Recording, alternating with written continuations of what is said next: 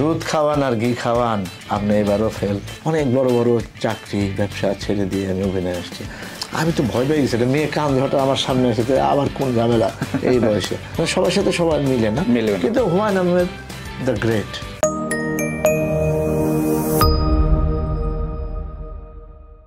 ফারুক ভাই, আপনাকে একটা প্রশ্ন করি, সেটা হচ্ছে যে এইবারের বই মেলায় আপনি কতগুলো বই লিখলেন এবং কতগুলো বই আসলো? আমি এইবার লিখেছি যে 2টা বই, আর আসলো 4টা বই, মানে আগের 2টা আর এখনকার 2টা। আমরা আসলে লেখক ফারুক আহমেদের সঙ্গে কথা বলছি, দর্শক ভুল হলে ক্ষমা করে দেবেন। লেখক, কারণটা হচ্ছে ভাষার মাস চলছে, বইমেলা চলছে এবং উনি খুব দারুণ দারুণ লেখালেখি করেন, দারুণ বই এনেছেন। তো আমরা লেখক ফারুক আহমেদের কথা তো বলবোই, পাশাপাশি অভিনেতা ফারুক আহমেদের কথাও আমাদের বলতে হবে। তো শুরু করতে যাচ্ছি সঙ্গে অপূর্ব অনুষ্ঠান। আজকে আমাদের কে অতিথি দেখতেই পাচ্ছেন, ফারুক আহমেদ, আমাদের সবার প্রিয়। তো ফারুক ভাইয়ের কাছে আমরা শুরু করেছিলাম বইমেলা দিয়ে। একটু এবারের বইগুলোর 2টো বই যে বেরিয়েছে, এগুলো বলবেন নাকি যে আসলে কি নিয়ে লেখা, কাকে নিয়ে লেখা, কিভাবে লেখা? একটা আমাকে নিয়ে লেখা, আমার বইটার নামই হচ্ছে আমার না বলা কথা। আচ্ছা। আমি যা বলিনি কখনো, আমার জীবনের অপমানিত হওয়া, দুঃখ পাওয়া, কষ্ট পাওয়া, লজ্জায় পড়া, অভাব অনটনে থাকা, ভালোবাসা, আনন্দ, আমার জীবনের যত প্রেম, আচ্ছা, সব এই বইতে আছে। আচ্ছা, 1-2টা ঘটনা বলবেন? আপনি খুব ইন্টারেস্টিং একটা সাবজেক্ট তুলেছেন, যে আপনার না বলা কথা, যেটা মানুষ আসলে মানে আগ্রহ তৈরি করবে, এরকম 1-2টা ঘটনা, আপনার অপমান, আপনার আনন্দ, আপনার বেদনার 2-1টা ঘটনা বলবেন নাকি? একটা বলি, একটা প্রেমের গল্পই বলি। আচ্ছা। সেটা হলো যে আমি তখন স্বাধীনতার পরে 71-এর যুদ্ধের পরে আমরা তখন 8-এ পড়ে, 8ম শ্রেণী। আমরা 7 পড়িনি, 6-এর পর অটো প্রমোশনে 8। তখন অটো পাস ছিল ওই যুদ্ধের কারণে। হ্যাঁ, একটা অটো পাস ছিল। এবং আমি মানে আমার ব্রেন তো 7-এরই, কিন্তু আমি তো পড়ি 8-এ। হ্যাঁ। তো তখন আমরা বন্ধুরা স্কুলের হোস্টেলে থাকতাম। আমাদের কোয়ার্টার ছিল আর কি, বাবা তো টিচার ছিলেন, সুপারিনটেন্ডেন্ট ছিল। তখন আমরা হোস্টেলে আমার বন্ধুরা বসে, কারণ ছেলেদের স্কুল, আর তখন তো মানে মেয়ের এত বের হইতো না, তো বাড়ি থেকে মেয়েই দেখতাম না আমরা। তো একদিন বন্ধুরা আলাপ করছিলাম যে এমন একটা জায়গায় যে একটা মেয়ের সাথে কখনো একটু কথাও বলতে পারি না, কিছু না, হয় না ওই বয়সে, কিশোর। আচ্ছা। তারপরে একজন বন্ধু বলল যে সামনাসামনি বলবে না, চিঠিতে বলতে পারবি। তা আমি বললাম কীভাবে? তখন বললো যে দাঁড়া, পত্রিকা আনলো, ইত্তেফাক সম্ভবত। তো ওইটার ভিতরে একটা পাতা বের করে দিয়েছে, পুরো ওটার ভিতরে পাত্র চাই, পাত্রী চাই, বন্ধুত্ব করতে চাই, এরকম অনেক আছে। এবং ঠিকানা দেওয়া থাকে, ওখানে সবকিছু দেওয়া থাকে, ডিটেলস দেওয়া থাকে। এটা কলম বন্ধু বোধহয়, এটা বলা হয় কলম বন্ধু। হ্যাঁ, পেন ফ্রেন্ডশিপ, ওইটা বাংলা কলম বন্ধু আমরা বলতাম, পেন ফ্রেন্ডশিপ, কলম বন্ধু।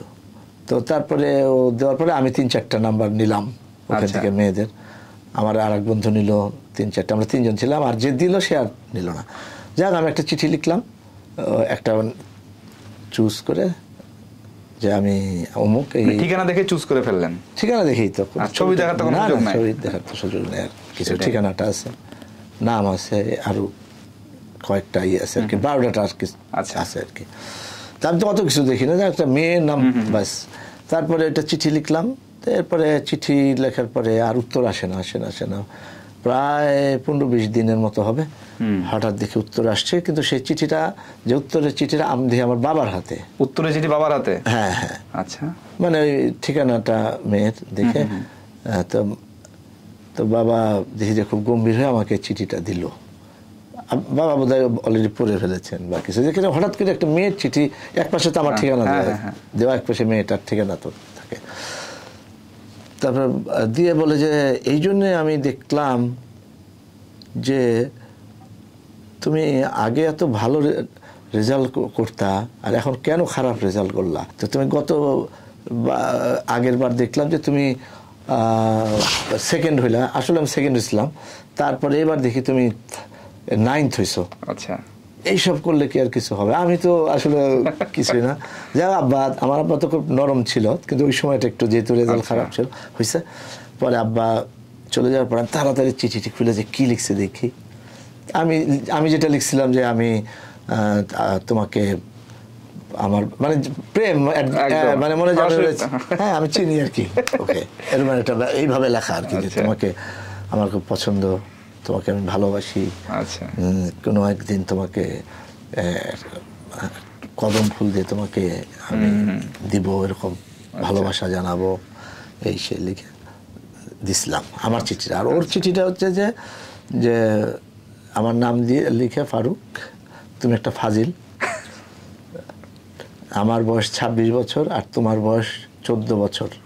আমি আবার বয়স উল্লেখ করে ছিল 14 বছর, তুমি আমার চিঠিতে লিখছো, তোমার চিঠিতে 14 বছর। তুমি কি অন্ধ?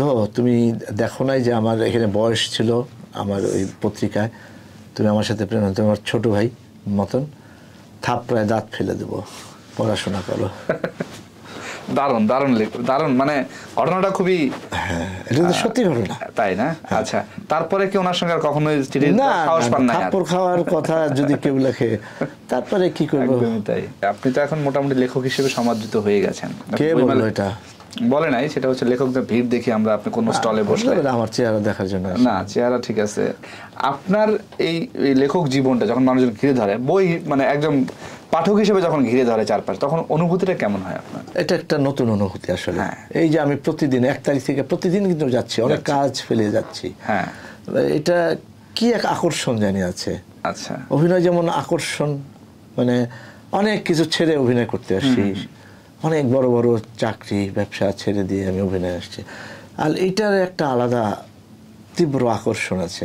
মানে যে বসি, একটা কথা বলি, গল্প করি, তো এটার আনন্দ একটু অন্যরকম। সেদিনের একটা ঘটনা, আমি একটা ফেসবুকে রিলসেও আমি পোস্ট দিয়েছি, একটা মেয়ে হঠাৎ করে এসে আমার সামনে, মানে আমি পাশে বসা, টেবিলের পাশে এসে হামা করে কান্না শুরু করে দিচ্ছে। আমি তো ভয় পেয়ে গেছি, একটা মেয়ে কাঁদে হঠাৎ আমার সামনে এসেছে, আবার কোন ঝামেলা এই বয়সে। হ্যাঁ, তো তারপরে পাশে আর একটা মেয়ে আর ওর বাবা, দেখি একটা লোক দেখলাম, সে আপনার হাত ধরো কাঁদতে কাঁদতে বললে। আমি আবার একটু যদিও ছোট, আমার মেয়ের চেয়ে ছোট, তারপরে আমি আমার হাত কাঁপা শুরু হয়েছে, হ্যাঁ আর কাঁদতেছে। তখন আমি বুঝছি যে মানে আবেগ, ওর বাবা বলে আবেগে কাঁদতেছে। আপনার এত নাটক দেখে সে, মানে সে বাস্তবে একটা, ও তো আপনাকে কল্পনার জগতে বিচরণ করতে দেখে, কিন্তু হঠাৎ করে যখন আপনাকে দেখলো যে আপনি মানে এইখানে সামনে, সে জানতো না যে আপনি এখানে থাকবেন, ওইটা সেই করতে পারে না। আমি নাম বুঝতে পারছি, অসুবিধা নেই। সে আর হাত ছাড়ে না, তার বলতেছে আমি এটা দেখেছি, আপনার ওই নাটক দেখছি। তা আমি ওর বাবার বললো আপনি নাম্বারটা দেন, আমি আপনি যে কোনো সময় আমাকে ফোন দিন, যোগাযোগ করেন, ওর সাথে কথা বল, কোনো অসুবিধা নেই। তো এই ধরনের যে মধুর, এই যে মানুষের যে ইন্টারেকশন, ভালোবাসা, আমাকে এগুলি মুগ্ধ করে আসলে জীবনে। এই জায়গাতে আমার প্রশ্নটা, যে আপনি এই যে এত মানুষের ভালোবাসা পাচ্ছেন, এত এত ভক্ত তৈরি হয়েছে আপনার, এইটার আসলে মূল কারিগর কে? সবচেয়ে বড় অবদান হচ্ছে আমার নিজের। হ্যাঁ, আমি নিজেই। তবে ফ্যামিলির থেকে, আমরা ছোটবেলা থেকে একটু সাংস্কৃতিক মনা ছিলাম, একদম ছোটবেলার থেকেই জন্মের। কারণ আমরা যখন যেখানে থাকতাম মোহাম্মদপুরে, আমাদের আব্বা ছিল হোস্টেল সুপারিনটেন্ডেন্ট, আর ওখানে হেড স্যার ছিলেন শামসুদ্দিন আহমেদ স্যার। তো ওনার 6 ছেলে 2 মেয়ে এরকম, যাই হোক, উনি ওনার সব সন্তান খুবই ব্রিলিয়ান্ট। হ্যাঁ, রত্নগর্ভা হচ্ছেন আমার ওই খালা বলতাম আমি। আর তার বড় ছেলে হলো, তুমি চিনবা, সেটা হলো কবি মোহাম্মদ রফিক, জাহাঙ্গীরনগরের, উনি হচ্ছে বড় ছেলে, এবং ওনার সব ছেলে এরকম রত্নগর্ভা। এবং আমার যে বন্ধু ছিল মোহাম্মদ নাসের, ও প্রথম আমাদের স্কুল থেকে ঢাকা বোর্ডে সায়েন্সে 9th স্ট্যান্ড করলো। 9th স্ট্যান্ড করা মানে বিশাল ব্যাপার, হয়তো 9 নম্বর আর কি, এক করেই কমে 9 নম্বর। এবং সে ছিল আমার বন্ধু, যদি আমার এক ক্লাস উপরে পড়তো শেষ। আমি যখন 8-এ পড়ি, সে 9-এ পড়ে। কিন্তু ওদের সাথে পরিচয় আমার 1968 থেকে। আমার বাবা ওইখানে বদলি হয়ে গেছিলেন 1968-এ মোহাম্মদপুরে স্কুলে। তখন থেকে আমরা প্রায় 18 বছর একসাথে ছিলাম। আর রফিক ভাই কবি, ওনার সান্নিধ্যে এসে এই কালচারাল মাইন্ড আমার গ্রো করেছে, যে আমরা যে মানে মানবিক হওয়া, মুক্ত চিন্তা, সুন্দর চিন্তা, ভালো চিন্তা, এই চিন্তাগুলি ওনাদের ফ্যামিলি থেকে পেয়েছি। আর পাশাপাশি আমার বড় ভাই আচ্ছা আব্দুল গফফার, সে আবার, আমি বেসিক্যালি এরকম মানে ছিলাম না, আমি একটু খেলাধুলা করতাম বেশি। আচ্ছা, মানে ফুটবল খুব ভালো খেলতাম, ভলিবল খুব ভালো খেলতাম। আচ্ছা, যাই হোক, তো বড় ভাইয়ের উপন্যাসও আছে একটা, প্রোটিয়াস নামে, সেটা বের হয়েছিল 73-তে বা 4-এ। আচ্ছা, এবং সেটা খুব বিচিত্রায়, তৎকালীন বিচিত্রায় তার আসছে, এই রিভিউ হয়েছে এই বই নিয়ে।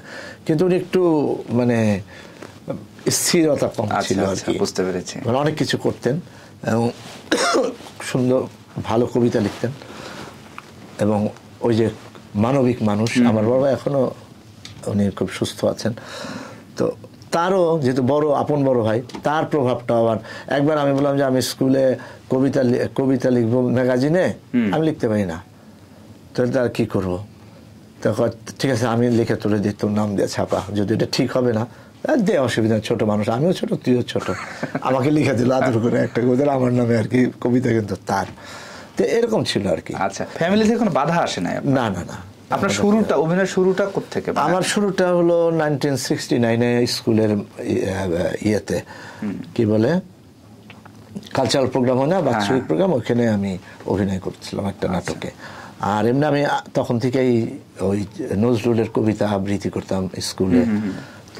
আর ওইভাবে শুরু বলতে হবে যে জাহাঙ্গীরনগর থেকে অভিনয়ের শুরুটা যদি বলি, জাহাঙ্গীরনগরে যখন আমি ভর্তি হলাম, ফরিদি ভাইকে পেলাম, নাট্যাচার্য সেলিম আলদিন, একটা এনভায়রনমেন্ট ছিল খুব সুন্দর, যে কারণে ওখানে যখন গেলাম, ওখানে শুরু হলো। এরপরে আমি জাহাঙ্গীরনগর থিয়েটার করলাম, আমি, শহীদুজ্জামান সেলিম, সুভাষিস ভৌমিক, এতে তো তুমি চিনো সবাই, আরো একজন ছিল কাইজার আহমেদ, এই 4 জনের প্রথম মিটিং করে আমরা জাহাঙ্গীরনগর থিয়েটার করলাম। সেটা এখনো আছে। আপনার হাত ধরে জাহাঙ্গীরনগর থিয়েটারটা চালু হলো? আমাদের এই 4 জন।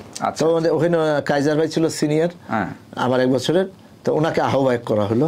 আচ্ছা, কমিটি করে, ওটা আহ্বায়ক কমিটিতেই চলে এখনো। তারপরে উনি চলে যাওয়ার পরে আমি হইলাম, আমি সেকেন্ড আহ্বায়ক আর কি।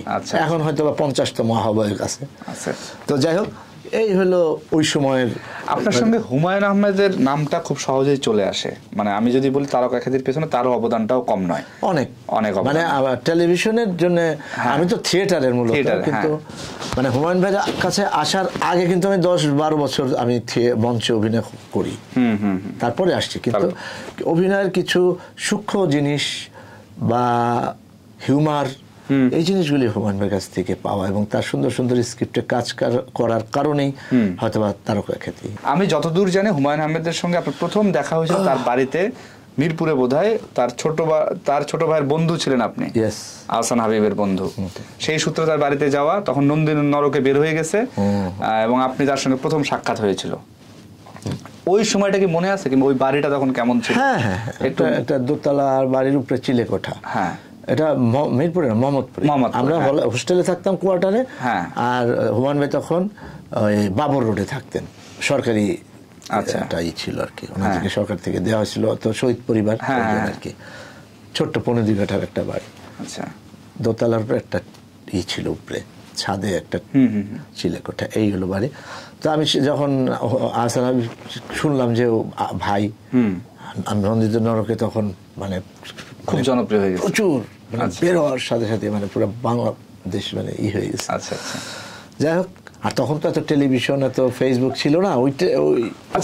একটা ছোট্ট প্রশ্ন আমি আসতেছি, ওই সময় আসলে জনপ্রিয়টা হলো কিভাবে? মানে হুমায়ুন আহমেদ তো প্রথম উপন্যাস, উনি তো এত পপুলার, তখন কি নামটা কোনো ছড়িয়ে গেছে? না না না, তাহলে কিভাবে হঠাৎ করে? ওনার লেখার জাদু। আচ্ছা, মানে দিয়ে মানুষকে, মানে এটা মুখে মুখে ছড়িয়ে গেছে, মানুষকে ই করে ফেলেছে, যে পুরো 2 লাইন পড়ে দিতে চার, এটা কি লেখা। আচ্ছা আচ্ছা, ব্যাস, এইভাবে, আর কোনো। আচ্ছা, ফাইন। এবার আমরা একটু ওই প্রসঙ্গে আসি। হুমায়ুন আহমেদের সাথে দেখা হওয়ার তারপরে আমি একদিন ওকে বললাম, আহসান হাবিব, ওর ডাক নাম শাহিন, হুমায়ুন ভাই 3 নম্বর ভাই আর কি। তো বললাম, পরে শাহিন বলে চলো যাই। তারপরে একদিন সকালবেলা, বন্ধের দিন বলেছিল, আমি গেলাম, শাহিনের সাথেই গেছি। যে উনি নিচের তলায় বই পড়ছেন, ওটা বোধহয় সাবজেক্টের বই, কেমিস্ট্রি বই হবে আর কি।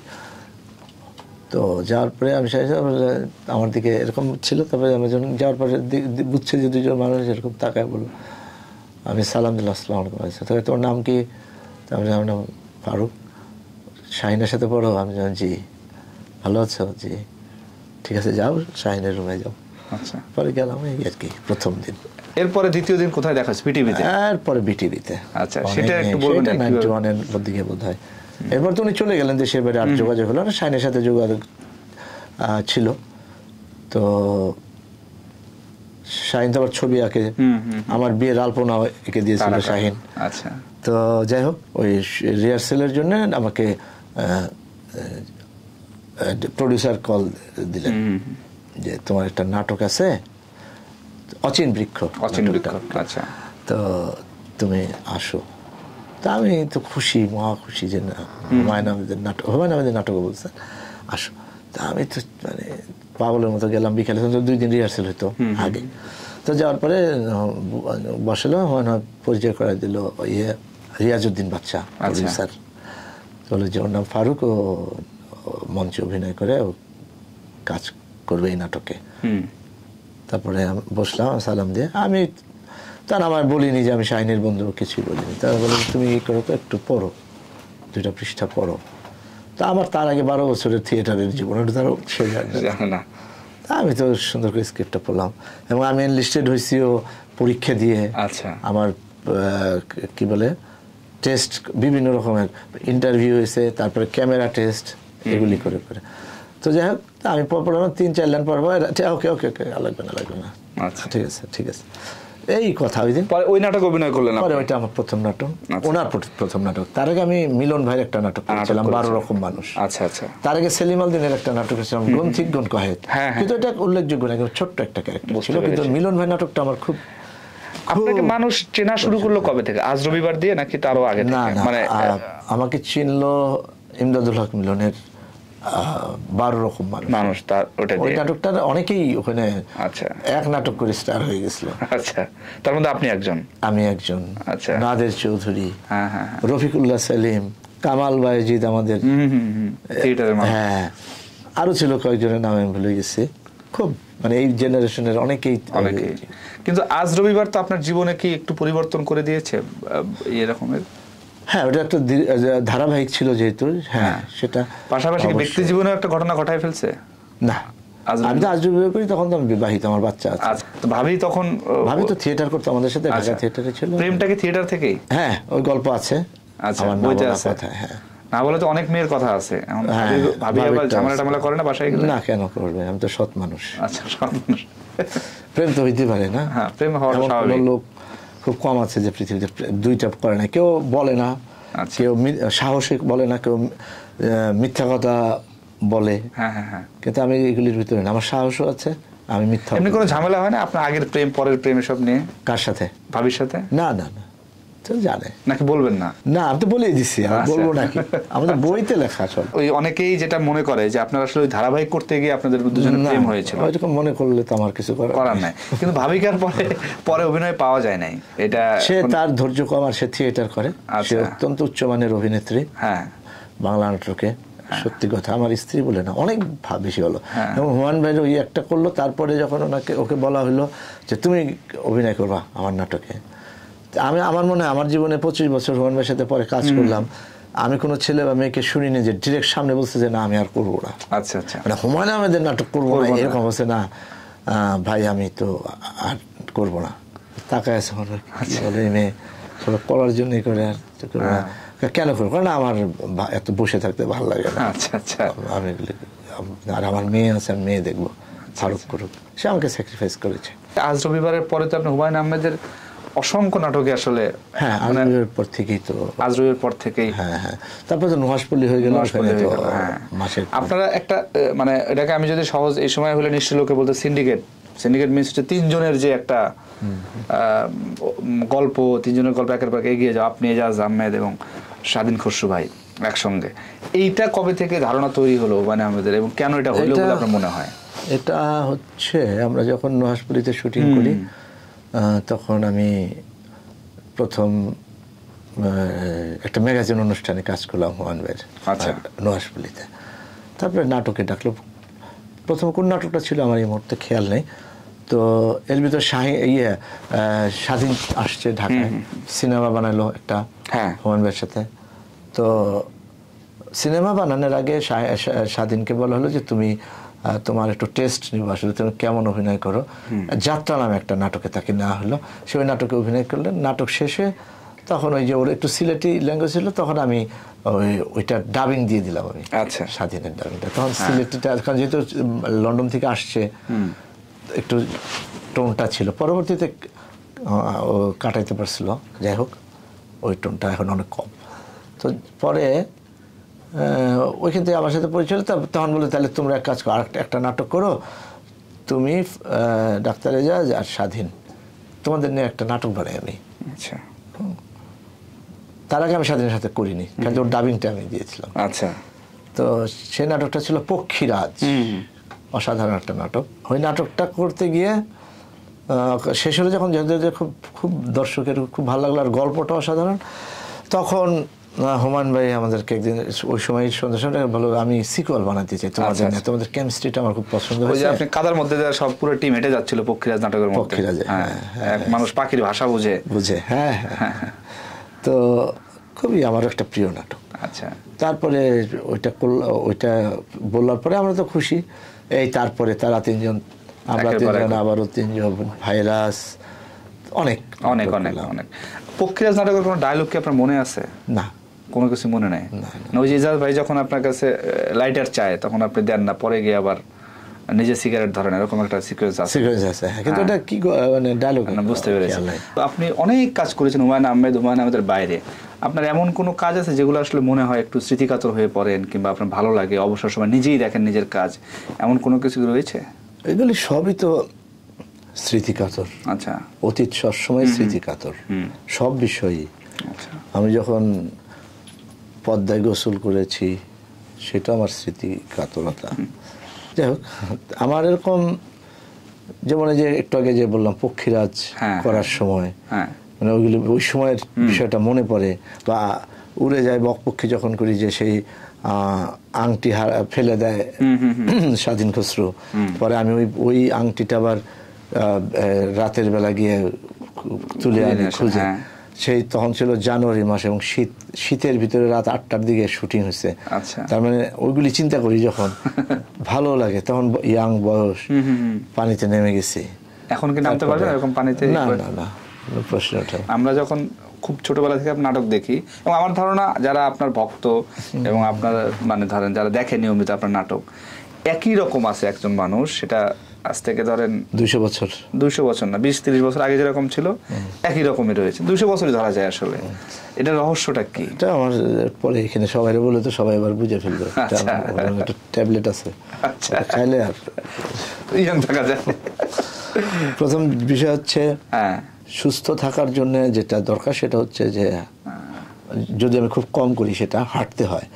আর আমার কাছে মনে হয় যে সুস্থ থাকার জন্য প্রধান বিষয় হচ্ছে যে খাওয়াকে কন্ট্রোল করা। আচ্ছা, এটা আমার ফ্যামিলিতেও আমরা খুব স্বল্পাহারী। আচ্ছা, এবং আমার জীবনে না, এখন আরো বেশি, আমি কোনো মজা খুঁজি না। আচ্ছা, আমার ঢাকা শহরে না, শুধু পৃথিবীতে আমার এমন কোনো খাবারের প্রতি কোনো শখ না। আমি প্রায় 27-28টা দেশ, ইউরোপ, আমেরিকা, অস্ট্রেলিয়া সব ঘুরে আসছি। আমার কখনো মনে হয় যে আমি খাবারটা খাই। আচ্ছা, এটা আমার ছোটবেলা থেকেই যে একটা অভ্যাস হয়ে গেছে। আমি এখনো না, আমি ধরো আম খাই না প্রায় 20-25 বছর, কাঁঠাল খাই না 20-25 বছর, লিচু খাই না, কারণ আমার ডায়াবেটিস আছে, আমি খাই না, আমার হাঁটাটা কম হয়। তো এবং পরিমিত খাওয়া, এবং ঠিক আছে আজকে খাই আর খাবো না এটা বললে হবে না, আজকেও পরিমিত খাইতে হবে, এবং কোনটা শরীরের জন্য ভালো।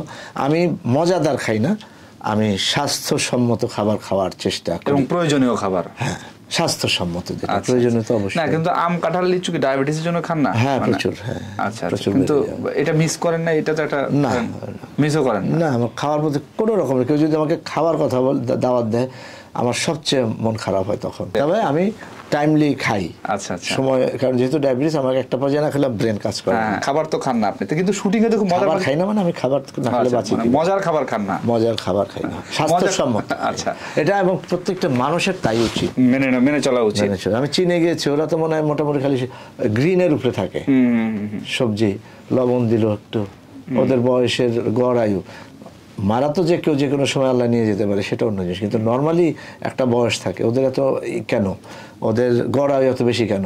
চীন বা জাপান কোরিয়ানদের শুধু খাবার তেলটা খাচ্ছে না, আচ্ছা, আর সবজি জাতীয় বেশি খাচ্ছে, গ্রিন সবজি তাও সব। কিন্তু এই যে শুটিং বাড়িতে তো মজার মজার খাবারের আয়োজন হতো, হুমায়ুন আহমেদ নিশ্চয়ই আরো অনেক বড় অনেক আয়োজন করতো, সেগুলো কি আপনি না খেয়ে চুপচাপ থাকাটা তো কঠিন না? হ্যাঁ, সব খেতাম না, অনেক খাবার থাকলে আমি তার থেকে 2-3টা নিতাম, নিয়ে অল্প অল্প খেতাম, অতিরিক্ত না যে আমি আজকে খাই অনেক 10 টুকরা গরুর মাংস খাই ফেলি, এরকম না।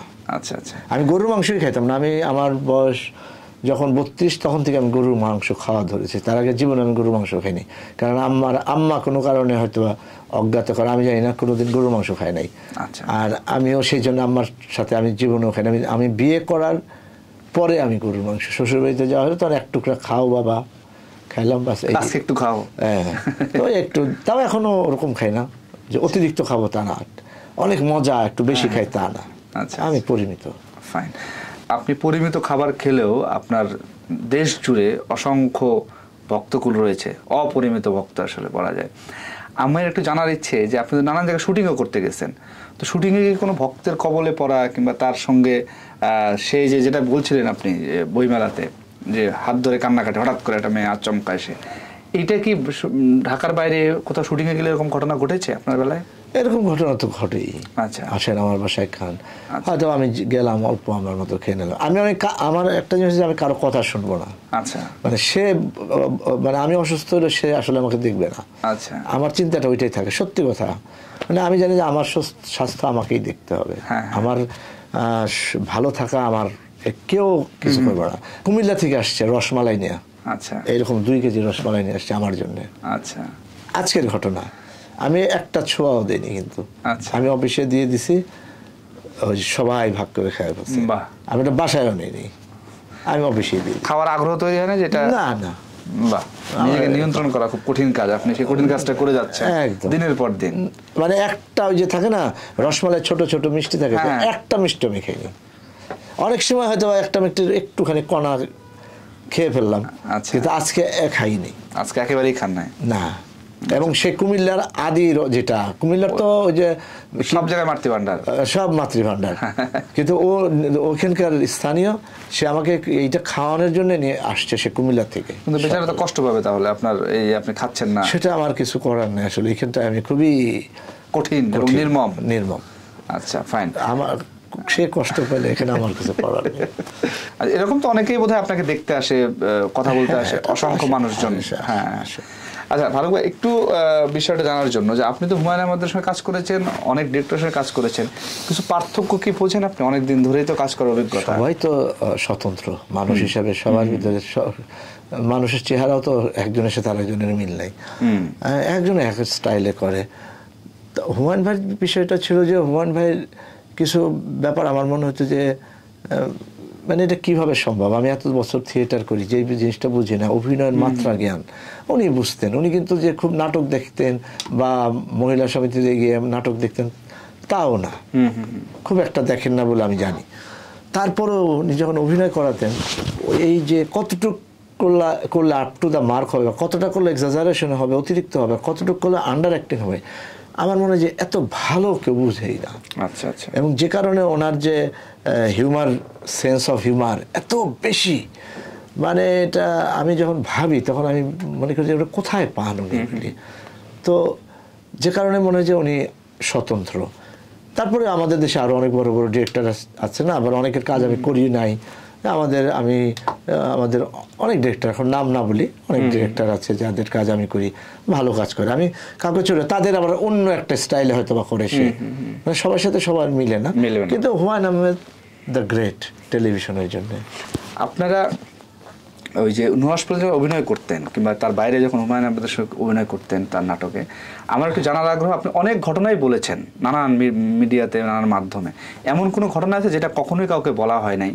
সেগুলো না বলা কথাতে না বলা, ওই না বলা থেকে একটু আমাদেরকে বলে দেন না, একটা দুইটা ঘটনা, যেটা এই যে একটা বললাম। হ্যাঁ, ওই হুমায়ুন আহমেদ সম্পর্কিত একটা ঘটনা বলেন যেটা আপনি কোথাও কখনোই বলেন। পাঠক তো বই কিনবেন, এটা না, দুইটা ঘটনা বললে কি আর পাবলিক হয়ে যাবে না? আমি একটা ঘটনা বলি, আর ওখানে আর একটাই বলেন আপনি। এটা হলো যে ইয়ের শ্যামল ছায়া যখন সিনেমাটা করি আমরা কাপাসিয়াতে ব্রহ্মপুত্র নদীতে, তো আমরা শুটিংয়ে যাওয়ার আগে আমাকে বললো যে তুমি একটা মাঝির ক্যারেক্টার করবে, যারা দেখছে তারা জানে শ্যামল ছায়া। তো আমি আর কিছু বলি না, হ্যাঁ করবো, যেটা করবো দিবে সেটাই করবো। তো যাওয়ার পরে দেখি যে নৌকা হচ্ছে বিরাট, আমি নৌকা চালাতে পারি। আমি 1.5 বছর 6 মাইল 7 মাইল আমি যখন পালাতাম মা বা ছোট ভাই ছোট বোন কিনে ওই নৌকায়, ডিঙ্গি নৌকা, ওটা 35 টাকা দাম একটা ছোট ডিঙ্গি নৌকা ছিল। আচ্ছা আচ্ছা, উঠতাম, নৌকার দাম 35 টাকা ওই সময় আর কি। আচ্ছা, আব্বা কিনে ঢাকায় চলে আসছিল বড় ভাই কিনে, বড় ভাই ম্যাট্রিক ক্যান্ডিডেট ছিল যুদ্ধের মধ্যে। আমি তো গ্রামে থেকে গেলাম, ওই আমি বাজার মানে মানিকগঞ্জে, ওটা তো ওই 71 আবার নদীতে নিয়ে গেল ওই বাড়িটা। তো যাই হোক সেটা অন্য গল্প। তো আমি যখন কাপাসিয়াতে গিয়ে আমাকে বলো যে এই নৌকাটা চালাতে হবে, ঠিক, এটা বিশাল নৌকা এবং ওইটা আবার ইঞ্জিন চালিত নৌকা। আমার তো মাথায় হাত। আমাকে এর আগে জিজ্ঞেস করছে নৌকা চালাতে হবে, হ্যাঁ নৌকা চালাতে পারি। আমি তো ডিঙ্গি নৌকা চালাতে হবে কিছু। আমি তো বললাম যে ভাই আমি তো এটা সম্ভব না, এটা কীভাবে সম্ভব, এটা বড় নৌকা নদীর ভিতরে, আবার শুটিং হবে, ওখানে আর্টিস্ট থাকবে, এটা তো পারবো না। নিচে ইঞ্জিন চালাবে, ইঞ্জিন থামাইতে হয়, উপরে থেকে সিগন্যাল দিলে নিচে ইঞ্জিন কমাবে বাড়াবে, আমাকে হাল ধরে একবার ডাইনে বামে সোজা, এটা তো একদিনের কাজ, এটা 2 মাস হলে পরে আমি এটা রাজি ছিলাম। আর না পারবা, কোনো অসুবিধা, তুই কি বল, তুমি পারবা, তো এই জন্য তোমাকে দিলাম। আচ্ছা ঠিক আছে, তোমার একটা জিনিস দিয়ে তুমি 2 দিন তোমাকে সুযোগ দিলাম, 2 দিন শুটিং করবো না, 2 দিন তুমি এই শীতলক্ষায় তুমি নৌকা চালানো একটু প্র্যাকটিস করে নাও, আমি একটা ভালো মাঝি দিয়ে দেবো। দিয়ে দিল মাঝি। তারপরে সে এক মাঝি, আর সে আমাকে নৌকা চালানো শেখাচ্ছে। 2 দিন ধরে শিখলাম মোটামুটি, ঠিকই হয়। উপরে আর নিচে হলো ডাক্তার এজাজ বসা, সে এখান থেকে সিগন্যাল দিলে ওখান থেকে সে ট্রং কমাবে বাড়াবে, এরকম 2 দিন প্র্যাকটিস করলাম। তো 2 দিন আসলে এটা একটা অসম্ভব কাজ। আচ্ছা, তো যাই হোক এখন করতেই হবে, এছাড়া উপায় নেই। শুরু করলাম 2-3 দিন শুটিংয়ের করার, বা 7 দিনের মতো হইলো শুটিং কোনো রকমে করলাম। নৌকার বাইরেও কিছু শুটিং ছিল। তারপরে একদিনে শুটিং করছি, কিন্তু বিকেল হয়ে গেছে তখন। তো নৌকা যেতে, এখন নৌকাটা মানে শর্ট হচ্ছে, নৌকাটা ঘাটে ভিড়বে, এদের তো ক্যামেরা কিন্তু আর একটা নৌকার ভিতরে আছে, সব হচ্ছে আবার এইটার ভিতরে ছয়ের নিচে ক্যামেরা ধরা, অনেক বিশাল আয়োজন ফিল্মের যা হয়। তো চালাইতে বিকেল আমি টায়ার্ড হয়ে গেছে। তো সংকেত যেটা দেওয়ার কথা যে স্লো করা, আমি দিছি উল্টাটা। আচ্ছা, আর ওটা আরো জোরে সরা চলে যায় একদম, যে পারে গিয়ে হাট করে ধাক্কা লাগলো, নৌকা হয়ে গেল, ফুটা হয়ে গেল, গল করে পানি ঢোকা শুরু হলো, তাড়াতাড়ি সব নামা। হুমায় ছিলেন না তখন, ওই শটটা নেওয়ার সময় ইয়েতে ছিলেন ডাঙায়। তো কারণ আর্টিস্ট বেশি ছিল, তো ডিরেক্টর বসানো জায়গা ছিল, কিছু শর্ট হয় না ওরকম আর কি। যাই গেল পরে সব তো মানে ক্যামেরাম্যান, অ্যাসিস্ট্যান্ট ক্যামেরাম্যান, ভাই ক্যামেরা বাসে আগে, ক্যামেরা 1.5 কোটি টাকা দামের ক্যামেরা আমার। তারপরে সেই সময়ের 35, তারপরে সবাই নেমে গেছে, নৌকা তো একদম ধাম করে ডুবে যায় না, নিচে ফুটা হয়ে গেছে পানি, সবাই নেমে গেছে, নৌকা ডুবে গেল। পরে আমি তো বুঝছি শেষ, আজকে কেউ বলবে যে তুমি যা হয়েছে তোমার আর করতে হবে না, ভালো, খোদা হাফেজ। তো যাই হোক, তা আমি পরে দেখি যে দূরে গাছের নিচে বসে আছে, সে খবর অলরেডি হয়েছে। তো তারপরে যাওয়ার পরে আমি দূরে কই ফারুক কই, আমি তো গেলাম, গুড ডান, ভালো, খুবই ভালো হয়েছে। আমি তো মানে বকা খাওয়া এবং চলে যাওয়ার প্রস্তুতি মানসিক, কারণ এটা কিছু না, সিনেমাতে বড় কাজ করতে গেলে দুর্ঘটনা ঘটবেই, এটা কোনো ব্যাপার না। আমাদের 2 দিন শুটিং অফ থাকবে, তোমরা আনন্দ ফুর্তি করো, মজা করো, প্রাণ সঞ্চার করো, আরো বেশি প্রাণবন্ত হও। আমরা 2 দিন পরে শুটিং করবো। তারপরে প্রায় $1,00,000 টাকা খরচ করে আবার এই নাটক ঠিক করা হলো, আবার শুটিং হলো, এরপরে আর কোনো বিপদ হয়নি। আচ্ছা, আমরা অনুষ্ঠান শেষ করবো, তার আগে আপনার কাছে একটু, যেহেতু আপনি লেখক মানুষ, আপনি অভিনেতা, এবং 2-3টা জিনিস জানতে চাই। সেটা হলো যে আপনার চারপাশে যে মানুষগুলো ছিলেন, আমি কয়েকটা নাম বলবো, আপনি খালি 1-2 লাইনে একটু তাদের সম্পর্কে আপনি একটু বলবেন। যেমন ডাক্তার এজাজ, ভালো মানুষ। আচ্ছা, ভালো ডাক্তার। স্বাধীন খসরু, হ্যাঁ ভালো, অনেক ভালো মানুষ। আচ্ছা, মানে ওরও মনটা খুব নরম, দুজনই ভালো মানুষ। হুমায়ুন আহমেদ, তাকে নিয়ে 1 লাইনে আপনি বলতে পারবেন? অসাধারণ। হ্যাঁ, সেলিম আল দীন, অতি উচ্চমানের একজন লেখক। আচ্ছা, অত্যন্ত ভালো মানুষ। সেও আমার বড় ভাই, তারও ছোট ভাই কিন্তু আমার সাথে পড়তো জাহাঙ্গীরনগর ইউনিভার্সিটিতে। উনিও সম্ভব একজন ভালো মানুষ, মানে আমাকে একদম ভাই, ছোট ভাইয়ের মতো মনে করতেন, আবার বন্ধুর মতো মনে করতেন। আচ্ছা, আপনি অভিনয়ের দীর্ঘ ক্যারিয়ার, আপনাকে আপনার ভক্তরা যারা অভিনয় পছন্দ করেন দেখেন, তারা আসলে কোন কোন চরিত্রের জন্য আপনাকে মনে রাখবেন? সেটা আমার মনে হয়, এখন মনে হয় যে উড়ে যায় বকপক্ষীর তৈয়ব আর আজ রবিবারের মতি। আপনার মুখ থেকে তৈয়বের একটা যে কোনো একটা সংলাপ একটু শুনতেই চাই। না, তৈয়বটা আমার এখন এই মুহূর্তে মনে আসছে না। আজ রবিবার থেকে জীবনটা হইতেছে একটা দুঃখের কুয়া, যার জীবনে দুঃখ যত বেশি তার কুয়ার গভীরতাও তত বেশি। আচ্ছা, সুন্দর। তো আর তৈয়বের ডায়লগটা হচ্ছে, আমি বলে দিই আপনাকে, একটু ধরায় দিই আর কি, যে ধরে সাথে ভাতই খাবো না। ওইটা এইটুকু বলে লাভ কি? এইটুকু আর তো না, আরো কি যেন আছে? না না, মনে নেই। ওস্তাদ আজকে কি দিয়ে রান্না করছে, মানে ইয়েকে জিজ্ঞেস করেছে, ওইটা বলি তাহলে। চেয়ারম্যান সাহেব জিজ্ঞেস দুধ খাওয়ানোর। হ্যাঁ, তো ইলেকশনের খবর কি? খুব ভালো, এবার আপনি পাস। এইবার যদি আপনি পাস না করেন, আমার কান কাইটা আমি কুত্তেটা দেওয়া খাওয়াবো। তখন চেয়ারম্যান সাহেব খুশি হয়ে যায়, মনির তো রে এক গ্লাস দুধ দাও। বুঝছো তো, এবার আমার মনটা খুব ভালো, একসাথে 2টা গাভী বাচ্চা দিছে,